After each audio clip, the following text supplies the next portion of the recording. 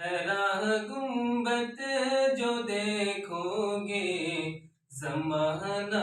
بھول جاؤ مہذب بھی نہیں ہے، وہ مہذب طریقہ نہیں ہے، آپس میں ڈسکشن چل جاتا ہے، لیکن آپ بڑے مجمع میں جب یا مطلب باقاعدہ ڈسکشن ہوگا تو اس میں نام نہیں لیا جاتا، یہ الٹرا ماڈرن طریقہ۔ آپ شاہ صاحب کو اگر پڑھو گے نا تو یہ انداز، شاہ صاحب کو اگرچہ وہ 1750 مطلب اس دور میں وہ پیدا ہوئے، لیکن وہ اللہ تعالیٰ جو میں نے بتایا جس دور کا جو تقاضا ہوتا ہے اللہ تعالیٰ اس دور کے تقاضے کو پورا فرماتے ہیں، اللہ کی حکمت کا تقاضا ہے۔ تو جب یہ ماڈرن ورلڈ وجود میں آیا، ماڈرن ورلڈ کا وجود میں آیا 1750 کے بعد، جب انڈسٹریل ریولیوشن ہوا، اب تو ماذا خسر العالم وہ پڑھیے علی میاں ندوی علیہ رحمہ کی جو کتاب ہے اردو میں، انسانی دنیا پر مسلمانوں کے عروج و زوال کا اثر، بہت اہم کتاب ہے۔ بلکہ علی میاں ندوی علیہ رحمہ کی جتنی بھی تحریرات ہیں سب پڑھیے، اس سے اسلامی فکر اسلامی کے بارے میں کافی مضبوطی ملے گی آپ کو، پختگی ملے گی آپ کو۔ تو اس دور میں یہ ماڈرن پیریڈ کا آغاز ہوا، ٹھیک ہے نا، اس کے پیچھے بہت سارے آپ کے اسباب ہیں اور بہت سارے محرکات ہیں۔ تو اس زمانے میں اللہ سبحانہ و تعالیٰ نے شاہ صاحب کو بھیجا، کیونکہ زمانہ اب بدل رہا تھا، اب عقلی دور آ رہا تھا۔ یہ جو مغربی تہذیب یہ اپنے آپ کو ریشنل کہتے ہیں، حالانکہ ریشنل ہے نہیں، لیکن کہتے ہیں ہم ریشنل ہیں، ہم مہذب ہیں، ہم سویلائزڈ ہیں، اپنے آپ کو کہتے ہیں۔ تو اللہ تعالیٰ نے وہی سویلائزڈ اور مہذب اور ریشنل انداز میں دین کی ترجمانی کے لیے شاہ صاحب کو اس دور میں بھیجا، اور شاہ صاحب نے وہی کام کیا، جیسے وہ چاہتے ہیں ویسے ہی ریشنل اور ریشنل انداز میں دین کی ترجمانی کی، جس کو مسرار شریعت کہتے ہیں یا مصالح شریعت کہتے ہیں یا مقاصد شریعت کہتے ہیں، ان چیزوں کو شاہ صاحب نے بیان کیا۔ جس دور میں جس کام کی ضرورت ہوتی ہے اللہ تعالیٰ اس دور میں وہ کام لیتے ہیں، شاہ صاحب علیہ الرحمہ سے اللہ سبحانہ و تعالیٰ نے وہ کام کیا۔ تو میں یہ کہہ رہا تھا ہر کتاب کا الگ الگ انداز ہے، ہر مصنف علیہ رحمہ جو بھی ہے ان کا اپنا ایک طرز ہے، تو امام ترمذی علیہ رحمہ کا بھی اپنا ایک طرز ہے۔ ہمیں تو یہ ایک تو اکیڈمک ڈسکشن جس کو میں نے کہا وہی سند وغیرہ کے بارے میں، اس کو پڑھنا ہے سمجھنا ہے، لیکن اصل مقصد یہ نہیں ہے پڑھنا، ٹھیک ہے اس کو سمجھنا ہے، اس میں مہارت حاصل کرنی ہے، اگر ہمیں یہ فن میں ماہر ہونا ہے، لیکن اصل مقصد کیا ہے؟ اصل مقصد متن، وہ اصل مقصد ہے۔ ہم عام طور پر بہت زیادہ بحث کرتے ہیں، ٹھیک ہے نا، سند میں بھی اور متن میں بھی، لیکن جو متن کا جو میسج ہے عام طور پر ہم نہیں لیتے، ہم چھوڑ کے چلے جاتے ہیں۔ تمام احادیث پڑھنے کا مقصد یہ ہے کہ ہم اپنا مزاج اسی کے مطابق بنائیں، فکر خیالات اسی کے مطابق بنائیں، اس پہ عمل کرنے کی کوشش کریں اور ایک ایک چیز کو اپنی زندگی میں لانے کی کوشش کریں، یہ حدیث پڑھنے کا مقصد، ٹھیک ہے نا۔ اگر ہماری زندگی میں یہ ساری باتیں آ جاتی ہیں تبھی ہم دین کا کام کر سکتے ہیں۔ دین کا کام یہ نہیں خالی تقریر سے دین کا کام نہیں ہوتا۔ اب صحابہ کی زندگی کو دیکھیے، کتنی تقریریں ہوئی، شاید ہمارے ایک مہینے کی تقریر بھی صحابہ کی زندگی کی تقریر نہیں ہوتی، ٹھیک ہے نا۔ اگر ساری زندگی صحابہ کے خطبات کو آپ جمع کرو گے تو اس سے زیادہ ہماری ایک مہینے کی تقریر ہوگی، لیکن کام تقریر سے نہیں ہوتی تھی، کام ہوتا تھا اپنے اعمال سے، اپنے اخلاق سے۔ تو ان احادیث کو اپنے اندر اتارنے کی کوشش کریں۔ صحابہ کی خصوصیت کیا، وہ حضور کی ہر تعلیمات کو اپنے اندر اتار لیتے تھے، ہر تعلیمات، ہر ہدایات وہ اپنے اندر اتار لیتے تھے، اپنے آپ کو اس رنگ میں ڈال دیتے تھے۔ تو ہم یہ جو حدیثیں پڑھتے ہیں پہلے تو یہ خیال ہونا چاہیے کہ ہم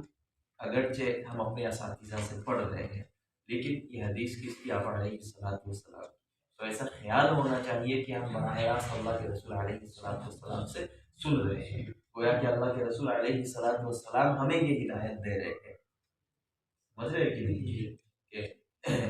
جیسے یہاں پر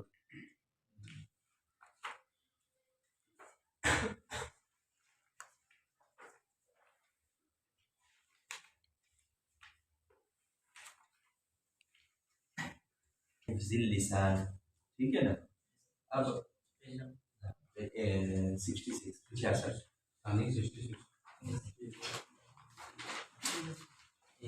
ہم طلبا کا ایک مزاج یہ بنا ہوا ہے کہ جلد ثانی زیادہ کام کا نہیں ہے، کیونکہ اس میں امتحان میں زیادہ سوال نہیں آتا، اور ہم سمجھتے ہیں کہ یہ سب بس تقریر کے لیے ہے، ہمارا کام تو بس لمبے لمبے فقہی مسائل ہوں اور ان پہ بحث کرے، دلائل پیش کرے، بس وہ ہمارا کام ہے، یہ سمجھتے ہیں۔ وہ بھی ضروری ہے، لیکن اصل کام یہ ہے،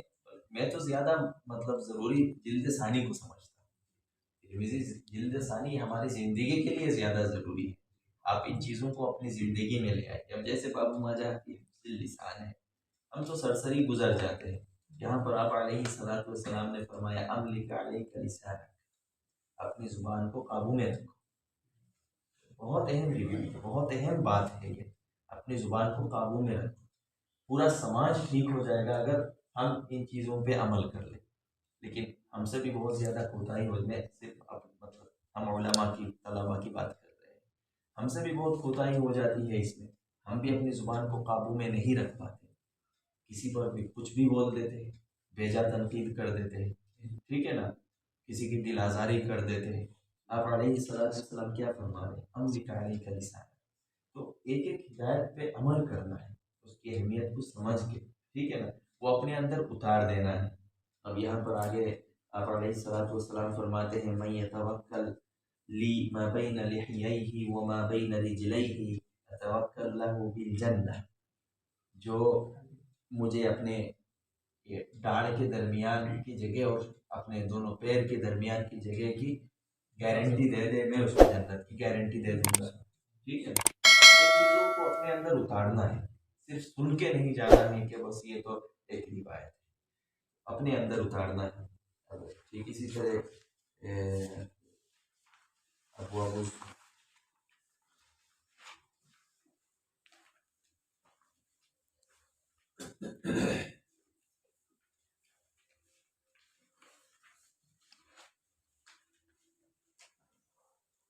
یہ جو نعمتان مغبون فیہما کثیر من الناس الصحة والفراغ، ابواب الزہد، ابواب الزہد کی پہلی روایت، دو نعمت ہے جس میں انسان دھوکہ کھا جاتا ہے، کیا ہے؟ ایک ہے تندرستی اور فرصت کے اوقات، ہم بھی دھوکہ کھا جاتے ہیں، ہم بھی سمجھتے ہیں بعد میں وقت ملے گا، بعد میں کریں، لیکن بعد میں وقت ملتا ہے لیکن تندرستی نہیں رہتی، یا صحت رہتی ہے لیکن وقت نہیں ملتا۔ تو ان چیزوں کو اپنے زندگی میں لانا ہے، اگر احادیث کو، آپ علیہ الصلوۃ والسلام کے ارشادات کو آپ اپنی زندگی میں لے آئیں گے، بہتر انسان ایک نمونہ بنیں گے، لوگوں کے لیے آپ آئیڈیل بنیں گے، بس ہمیں ان کو اپنے اندر اتارنا ہے۔ تو صرف پڑھنا، امتحان میں نمبرات حاصل کرنا یا بہت زیادہ مسائل میں بحث کرنا، بے شک وہ بھی ضروری ہے، لیکن اصل مقصد کیا ہے؟ ان علوم کو ہم اپنے اندر اتاریں، ٹھیک ہے نا، اور اس کے مطابق ہم اپنی زندگی گزاریں، یہی مقصد ہے۔ تو میں آپ سب سے یہی درخواست کروں گا کہ جو بھی آپ نے پڑھا ہے اس کو اپنے اندر اتارنے کی کوشش کریں، اپنے اخلاق پہ توجہ دیں، اپنے اخلاق کو بہتر بنائیں، اعمال کو بہتر بنائیں، زیادہ سے زیادہ اللہ سے تعلق جوڑنے کی کوشش کریں، اپنے اندر صلاح و تقویٰ پیدا کرنے کی کوشش کریں، زیادہ سے زیادہ ذکر کریں، عبادت کریں، ٹھیک ہے نا۔ ایسا نہیں ہے کہ ہم عالم بن گئے ہیں اب ہمیں عبادت کی ضرورت نہیں ہے، اس طرح کا بھی ایک مزاج پیدا ہو جاتا ہے۔ اگر ہم عالم بنے ہیں تو زیادہ عبادت کی ضرورت ہے۔ آپ علیہ الصلوۃ والسلام دیکھیے، راتوں رات جاگ کے آپ یہ نوافل پڑھتے تھے، پیر میں سوزن آ جاتا ہے، آپ عبادت کرتے تھے، کیوں؟ کہ آپ کا وہ مقام تھا۔ تو اگر آپ عالم بنے ہیں تو ذکر کی جو مقدار ہے وہ بھی زیادہ ہونی چاہیے، عبادت کی مقدار بھی زیادہ ہونی چاہیے۔ ایسا نہ ہو کہ ہم عالم بن گئے، ہمیں عبادت کی ضرورت نہیں ہے، وہ علمی مطالعہ اور وہ سب کی عبادت ہے، انکار نہیں کرنا، اس میں تو آپ کو لگے رہنا ہے، اس علمی مشغولیت میں لگے رہنا ہے، اور یہ بھی عبادت ہے، لیکن اس کے علاوہ جو نماز ہے، ذکر و تلاوت ہے، تسبیحات ہے، اس میں بھی اپنے آپ کو لگانا ہے، اس سے اپنے آپ کو دور کرنا نہیں ہے، ورنہ ایسا مزاج ہو جاتا ہے کہ بس ہم پڑھیں گے، مطالعہ کریں گے، یہی ہمارے لیے عبادت ہے، جماعت چھوٹنے لگتی ہے، تو ایسا نہیں ہونا چاہیے۔ بے شک مطالعہ یہ بھی ایک عبادت ہے، درس و تدریس میں مشغول رہنا یہ بھی عبادت ہے، لیکن ذکر کی مقدار بھی زیادہ ہونی چاہیے، تلاوت کی مقدار بھی زیادہ ہونی چاہیے، عبادت کی مقدار بھی زیادہ ہونی چاہیے۔